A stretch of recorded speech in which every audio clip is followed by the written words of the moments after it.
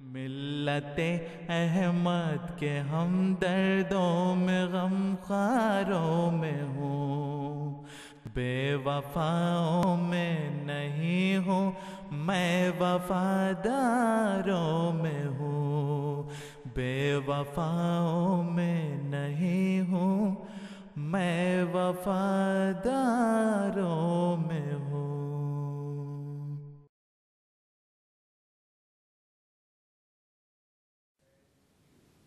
ناظرین السلام علیکم ورحمۃ اللہ وبرکاتہ۔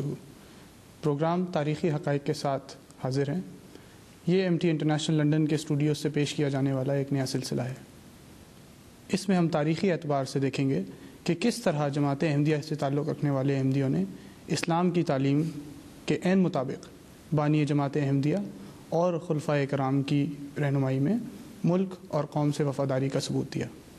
کس طرح ہمیشہ اور ہر حال میں جماعت احمدیہ نے حد المقدور ملک کے قانون کا احترام کیا۔ آج کے پروگرام کا موضوع یہ ہے کہ ہم دیکھیں گے کہ اسلام کی تعلیمات کے مطابق اور رسول کریم صلی اللہ علیہ وسلم کی زندگی میں ہمیں اس کی کب اور کیا مثالیں ملتی ہیں۔ آج میرے ساتھ پروگرام میں جو مہمان شریک ہیں ان کا تعارف کراتے چلیں۔ آپ ہیں محترم مولانا منور احمد خورشید صاحب اور آپ محترم نصیر احمد حبیب صاحب۔ اسلام ایک مکمل ضابطۂ حیات ہے جو اللہ تعالیٰ نے پیغمبر اسلام حضرت محمد مصطفیٰ صلی اللہ علیہ وسلم کے ذریعے بنی نوع انسان تک پہنچایا۔ اس بے مثال ضابطۂ حیات میں جہاں فرد کو صبح سو کر اٹھنے سے رات کو سونے کی دعائیں اور آداب سکھائے، اسی طرح افراد کے باہمی تعلقات میں حسن و احسان اور ایتاء ذی القربیٰ کی خوبصورت تعلیم دی۔ افراد معاشرہ کو باہمی اخوت کی تعلیم دی تو قبائل کو صلح جو رویوں سے روشناس بھی کرایا۔ جہاں فلسفہ ریاست بیان فرمایا، وہاں ریاستوں کے باہمی تعلقات میں امن عامہ کے فروغ کا راز بھی آشکار کرا دیا۔ غرض اسلام کی تعلیمات کا خلاصہ بیان کرنا ہو تو وہ ہے امن، انفرادی سطح پر، معاشری سطح پر یا معاشرتی سطح پر، اور ریاستی سطح پر وہ ہے امن۔ سوال کرتے ہیں منور احمد خورشید صاحب سے کہ اسلام معاشرتی سطح پر قیام کے لیے جو رہنما اصول بیان فرماتا ہے وہ کیا ہیں؟ بسم اللہ الرحمن الرحیم۔ السلام علیکم ورحمۃ اللہ وبرکاتہ۔ کہتے ہیں کہ ایک دفعہ ایک نوجوان حضرت مسلم موعود رضی اللہ عنہ کے پاس آیا اور کہنے لگا کہ اسلام میں مصوری کے بارے میں آپ کی کیا رائے ہے؟ تو حضور نے فرمایا کہ مصوری سے کیا مراد ہے؟ اس نے بتایا کہ یہ تصویریں بنانا، سینریاں بنانا۔ آپ نے فرمایا کہ اگر آپ نے مصور بننا ہے تو آپ نے دل پر محمد مصطفیٰ کی تصویر بناؤ،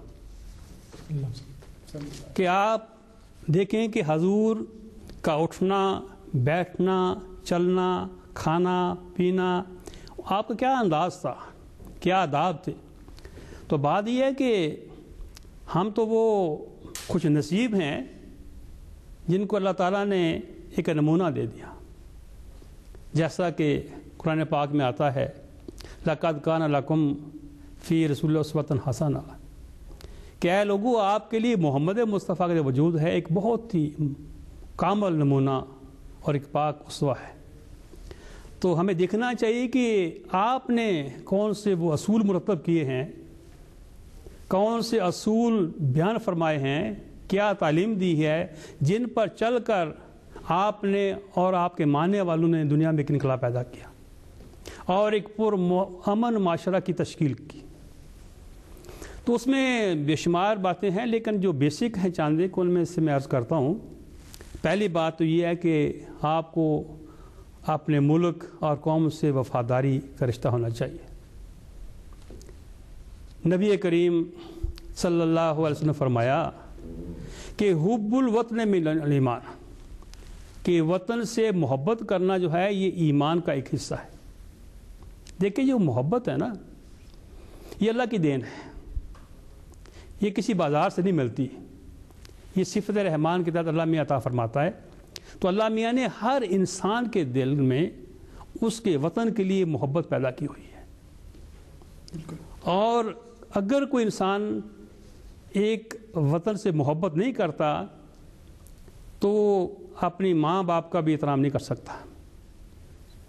تو بات یہ ہے کہ پہلی بات یہ ہے کہ وطن سے وفاداری کرنی چاہیے. ہمارے پاس بے شمار مثالیں ہیں. لوگوں نے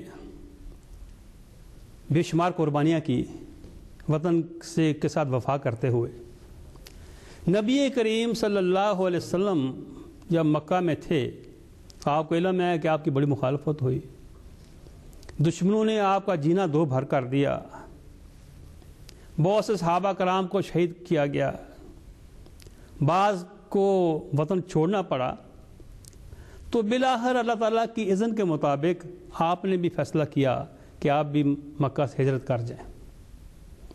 تو روایت میں آتا ہے کہ جب حضور نے مکہ سے سفر شروع کیا تو جب مکہ سے باہر آ رہے تھے، جہاں تک مکہ نظر آتا رہا دیکھتے رہے.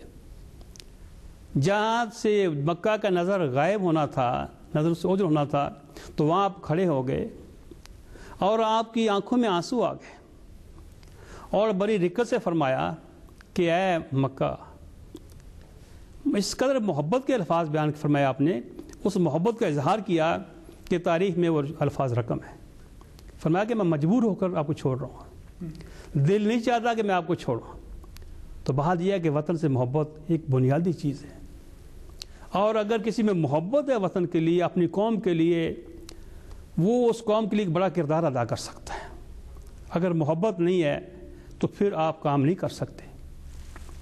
اگر آپ دیکھیں اسلام نے کیا تعلیم دی ہے، فرمایا کہ اگر کوئی انسان وطن کی حفاظت کرتے اپنی جان دے دے تو وہ شہید ہوتا ہے. یہ بڑا مقام ہے. فرمایا کہ جو انسان وطن کی حفاظت کرتے ہوئے جان دے دے وہ شہید ہوتا ہے. اس علم ہوتا ہے کہ وطن کا کیا مقام ہے.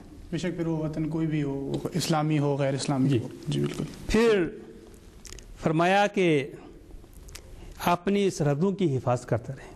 یہ قرآن ارشاد ہے کہ ہر مومن کا فرض ہے، ہر آدمی کا فرض ہے کہ اپنے وطن کی حفاظت کرے، کہ اس کی یہ محبت کا تقاضا ہے. ہمارے یہاں تو کہتے ہیں وطن ماں ہوتا ہے. جی. اس لیے وطن سے وفا کرنا یہ بڑی بنیادی چیز ہے. پھر اگر آپ دیکھیں وطن سے محبت کرنا، اپنے مشن سے محبت کرنا، اپنے مقصد سے محبت کرنا، یہ بڑی باتیں ہیں. جی بالکل.